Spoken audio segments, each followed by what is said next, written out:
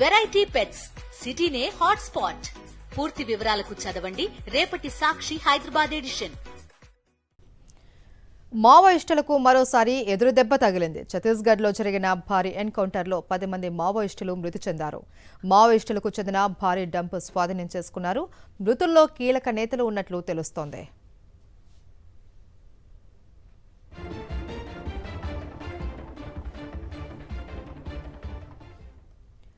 మావోయిస్టులకు మరోసారి ఎదురుదెబ్బ తగిలింది. ఛత్తీస్గఢ్లో జరిగిన భారీ ఎన్కౌంటర్లో 10 మంది కీలక నేతలు మృతి చెందినట్లు సమాచారం అందుతుంది. దీనికి సంబంధించి పూర్తి సమాచారాన్ని మా ప్రతినిధి మహేందర్ అందిస్తారు. మహేందర్, ఈ మావోయిస్టులకు మరో భారీ ఎదురుదెబ్బగా మనం పరిగణించాల్సి ఉంటుంది. తెల్లవారుజామున సంబంధించి ఈ ఘటన జరిగింది.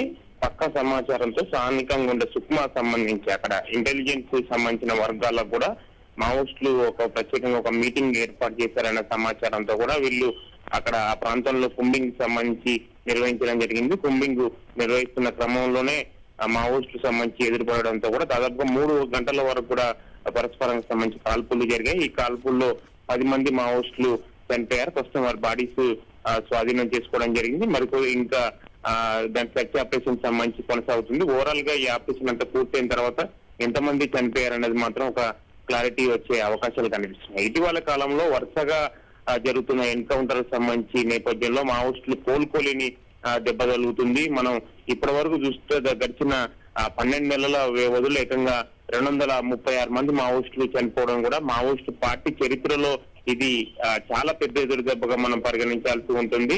మరో ఏడాదిలో పూర్తిగా మావోయిస్టులని బలహీనపరుస్తామని కూడా కేంద్ర హోంశాఖ చాలా క్లారిటీగా సంబంధించి చెప్పింది. దానిలో భాగంగానే ఈ వరుసగా ఆపరేషన్లు జరుగుతుండడం, మావోయిస్టులు చనిపోతున్న నేపథ్యంలో మరో ఏడాదిలో ఇంకా ఇదే స్థాయిలో కూడా ఎన్కౌంటర్లలో మావోయిస్టులు చనిపోయే అవకాశాలు చాలా స్పష్టంగా కనిపిస్తున్నాయి. ప్రధానంగా ఛత్తీస్గఢ్ సంబంధించిన ఏరియా సుక్మాతో పాటుగా బస్తర్ సంబంధించిన ఈ ప్రాంతంలో కూడా ఎక్కువగా ఈ కేంద్ర సంబంధించిన స్పెషల్ టీమ్స్ కూడా రంగంలో దిగడం జరిగింది. వీళ్ళు నిరంతరం తనిఖీలు సంబంధించి నిర్వహిస్తూ వస్తున్నారు. మావోయిస్టులకు పట్టున్న ప్రాంతాలన్నిటినీ వారి స్వాధీనంలో తీసుకున్నారు. బస్తర్ అంటేనే చాలా వరకు మావోయిస్టులకు కంచికోట.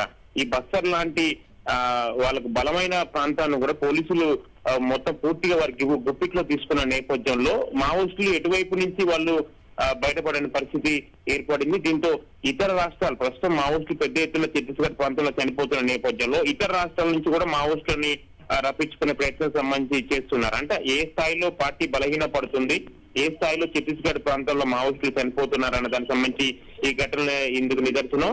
ఇటు ఇతర రాష్ట్రాలకు సంబంధించి కూడా మావోయిస్టులు ఛత్తీస్గఢ్ ప్రాంతాల్లోకి వస్తున్నారన్న సమాచారంతో దానిపై కూడా నిఘా ఏర్పాటు చేశారు. ఇటు తెలంగాణ, ఆంధ్రప్రదేశ్ 2 సరిహద్దు సంబంధించిన ప్రాంతంలో ఎలర్ట్ చేశారు. మొత్తం 3 వైపులో కూడా మొత్తం కట్టుదిట్టంగా చేసి ఎటువైపు నుంచి మావోయిస్టు పార్టీని ఎట్టి పరిస్థితుల్లో మళ్ళీ బలపడే ప్రయత్నాలు సంబంధించి జరగవద్దు, ఇదే స్థాయిలో బలహీనంగా ఉండాలి, రాబోయే ఏడాదిలో మావోయిస్టు పార్టీ అనేది లేకుండా ఉండాలన్న యాక్షన్ ప్లాన్ లో భాగంగానే కేంద్ర హోంశాఖ చేస్తుంది. దానిలో భాగంగానే ఎన్కౌంటర్ లో ఇంత భారీ ఎత్తున మావోయిస్టులు చనిపోవడం సంబంధించి జరుగుతుంది. ఇటు కేంద్ర ఇటు మావోయిస్టు సంబంధించిన పార్టీ కూడా వరుసగా మీటింగ్లు ఏర్పాటు చేస్తుంది జరుగుతున్న ఎన్కౌంటర్ల నేపథ్యంలో. అయినా కానీ ఏమాత్రం చేంజెస్ సంబంధించి రావట్లేదు. మావోయిస్టులకు సంబంధించి మళ్ళా బలోపేతం అయ్యే అవకాశాలు సంబంధించి కనిపించట్లేదు. ఇటు రిక్రూట్మెంట్ సంబంధించి కూడా చాలా వరకు పోలీసు వరుస ఆపరేషన్లు ఎన్కౌంటర్ల నేపథ్యంలో రిక్రూట్మెంట్ కూడా పూర్తిగా ఆగిపోయింది. ఎక్కడ రిక్రూట్మెంట్ జరిగినా కానీ పక్క వాళ్ళకు ఒక సోర్స్ ని ఏర్పాటు చేసుకున్నారు. లోకల్ గా ఉండే గ్రామస్తులు కానీ ఇతర సంబంధించి వాళ్ళకున్న సోర్స్ ప్రకారం వెంటనే పోలీసు సంబంధించిన ఈ ప్రధానంగా ఛత్తీస్గఢ్ సంబంధించిన ఇంటెలిజెన్స్ వర్గాలకు వెంటనే సమాచారం సంబంధించి వస్తుంది.